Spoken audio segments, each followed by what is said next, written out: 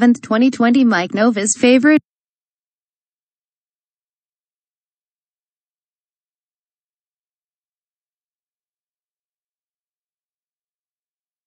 The News and Times.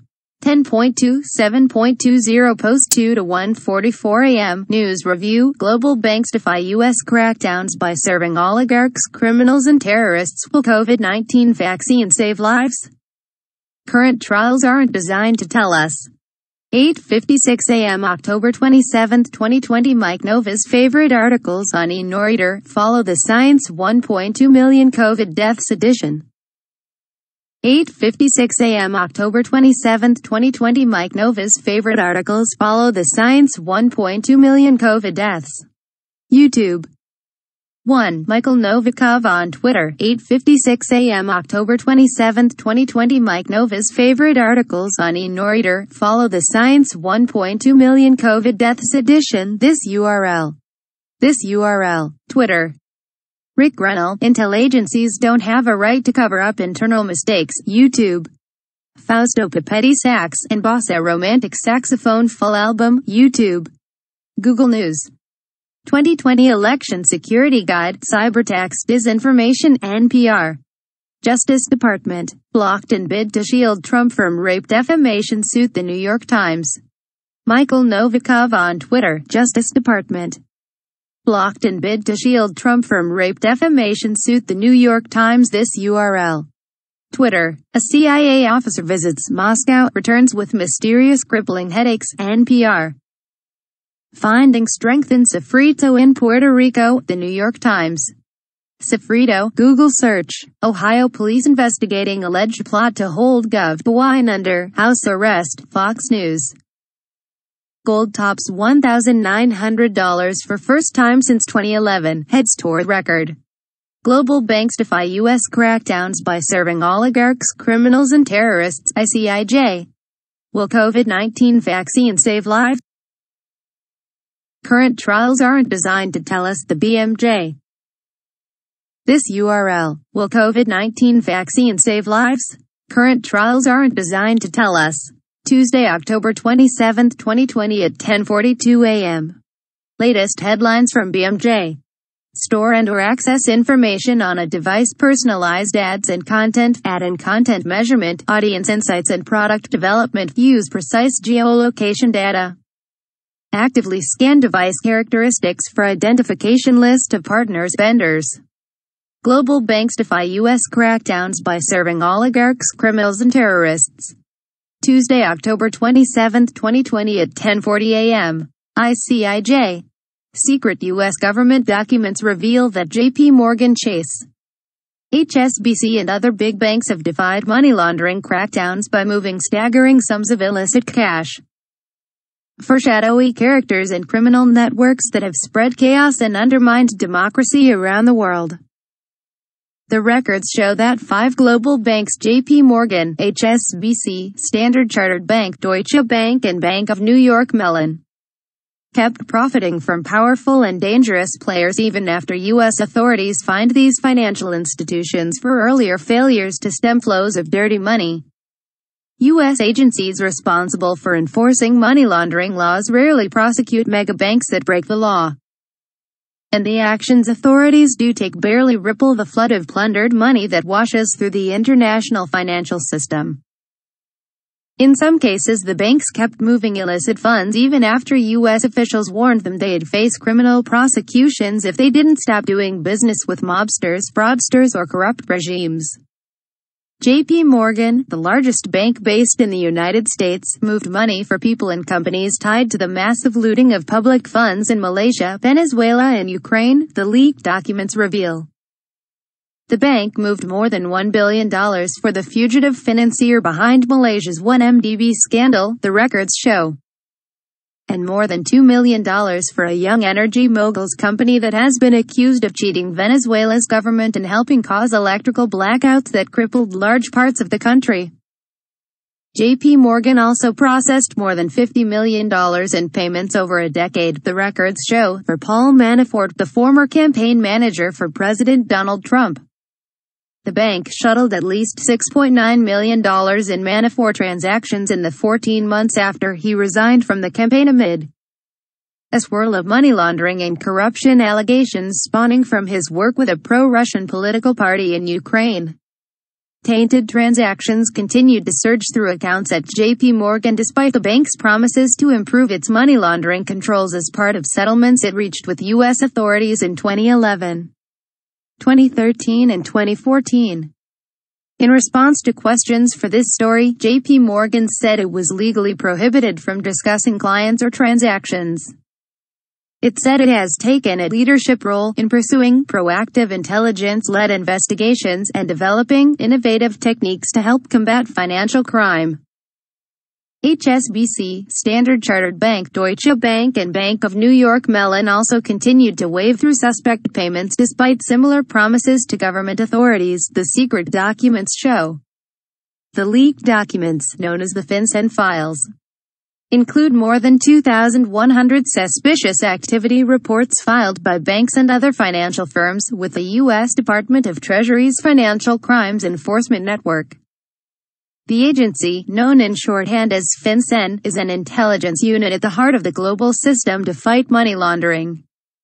BuzzFeed News obtained the records and shared them with the International Consortium of Investigative Journalists.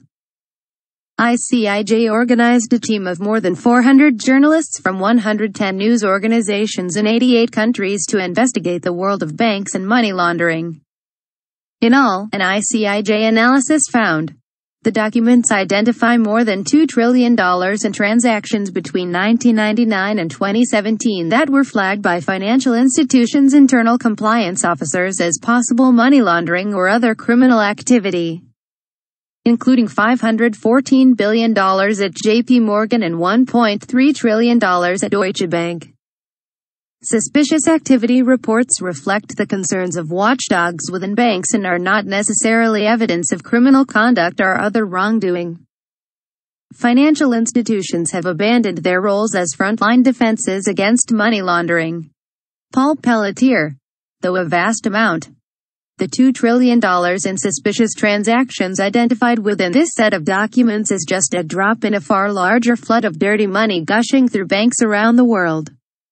The FinCEN files represent less than 0.02% of the more than 12 million suspicious activity reports that financial institutions filed with FinCEN between 2011 and 2017.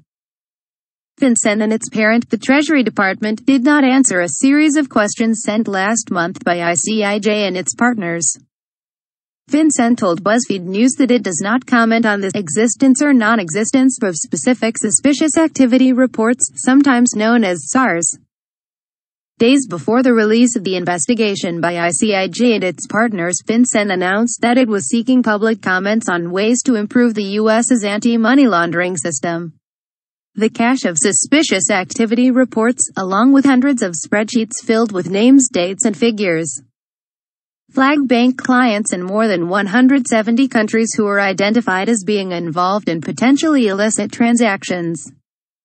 Along with sifting through the FinCEN files, ICIJ and its media partners obtained more than 17,600 other records from insiders and whistleblowers, court files, freedom of information requests and other sources. The team interviewed hundreds of people, including financial crime experts, law enforcement officials and crime victims. According to BuzzFeed News, some of the secret records were requested as part of U.S. congressional investigations into Russian interference in the 2016 U.S. presidential election. Others were gathered by FinCEN following requests from law enforcement agencies, BuzzFeed said. The FinCEN files offer unprecedented insight into a secret world of international banking, anonymous clients and, in many cases, financial crime.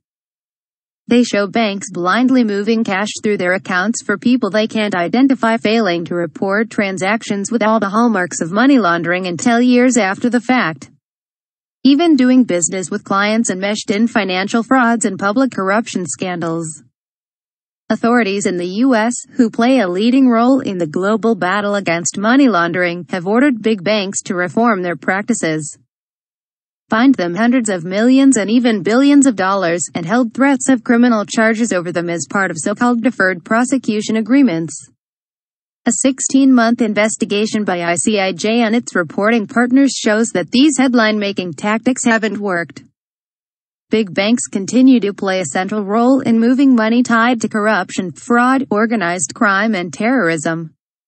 By utterly failing to prevent large-scale corrupt transactions, financial institutions have abandoned their roles as frontline defenses against money laundering. Paul Pelletier, a former senior U.S. Justice Department official and financial crimes prosecutor, told ICIJ.